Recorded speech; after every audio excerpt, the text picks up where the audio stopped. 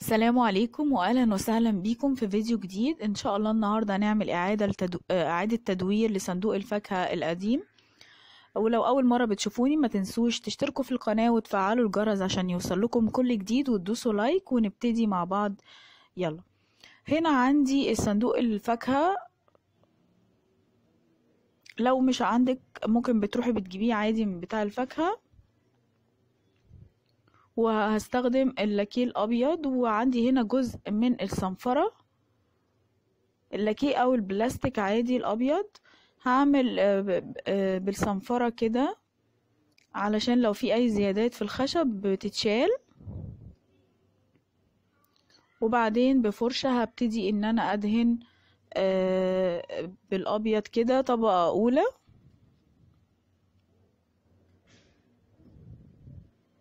ممكن لو مش عندك فرشة بتستخدمي الاسبونجة بتاعت اللي هي بتاعت بتغسلي بيها الاطباق.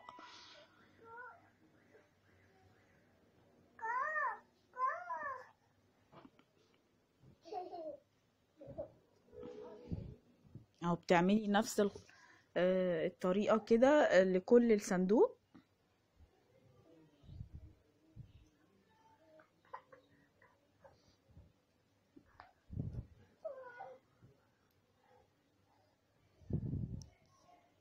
او بالشكل ده.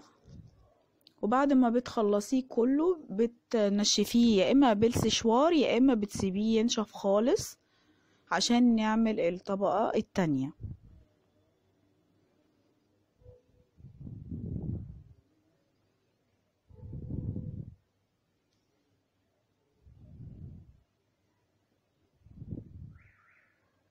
كده بعد ما نشف معايا هبتدي اعمل الطبقة التانية.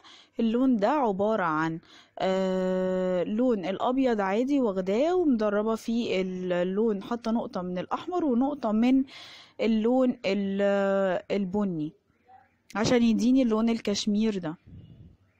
ممكن ما تحطيش اللون البني خالص.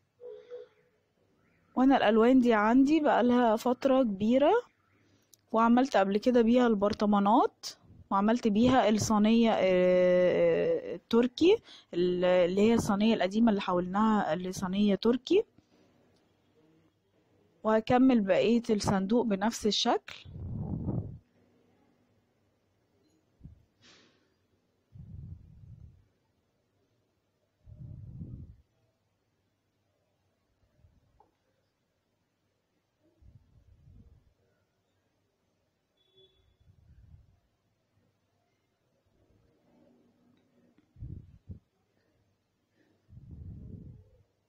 وفي عندك اختيار تاني ان انت ممكن بتستخدمي السبراي اللي هو بيترش.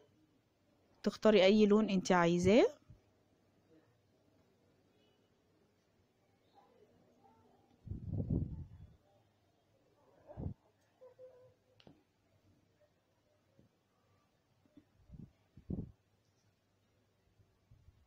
بعد ما خلصته خالص ونشف، انا عندي هنا ورنيش مائي استخدمته قبل كده وريتهولكوا. هنا الورق اللي انا طبعاه ده طبعاه من على النت عادي، ورق ده مطبوع ليزر وقصاه بالشكل ده. طبعا الرسومات دي انا منزلاها من على النت. بعدين بعد ما انا هلزقها من تحت وهبتدي امشي عليها من فوق علشان دي بتعملي طبقة حماية. وعايزة اقولك ممكن بدل الورنيش بتستخدمي غيرة عشان تلزقي بيه. غيرة بتخففيه بشوية مية وبتمشي عليه كده من فوق، وبعد كده بتعملي طبقة الورنيش. وعشان نوفر بقى ممكن ما نستخدمش الغيرة خالص ونستخدم الورنيش.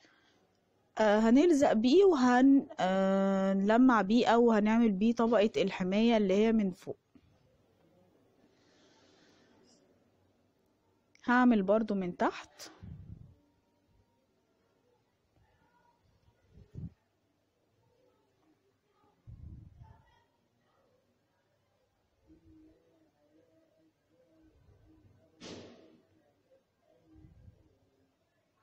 اي رسمة انت بتكوني عايزاها. وممكن المناديل اللي هي النابكن دي ممكن بتستخدميها برضو اهو كده، وبمشي عليها بنفس الشكل.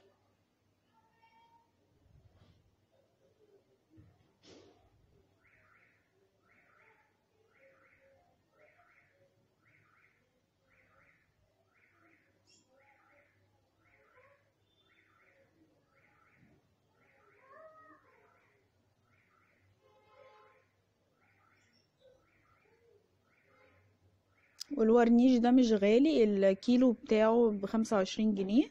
وقطعت برضو هنا وحطيت من الجناب. وعندي هنا اللون اللبني اللي انا كنت عملت بيه قبل كده البرطمانات. هاخد بتاعة الودان كده وهعمل نقط.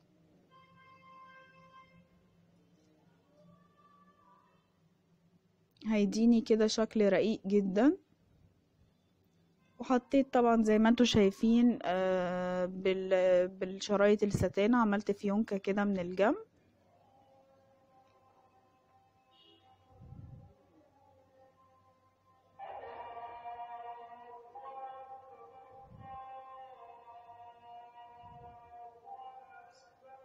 هتفضلي بقى تعملي نقط كده زي ما انتي شايفة.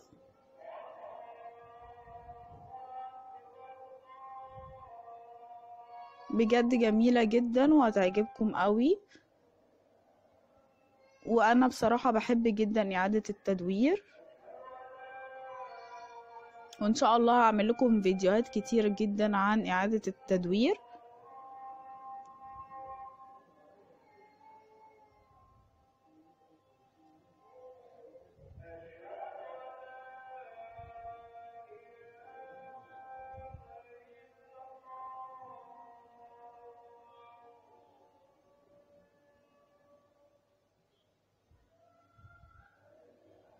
وبخامات بسيطة جدا عملتي ديكور جديد عندك، ولميتي فيه كل الكراكيب بتاعتك.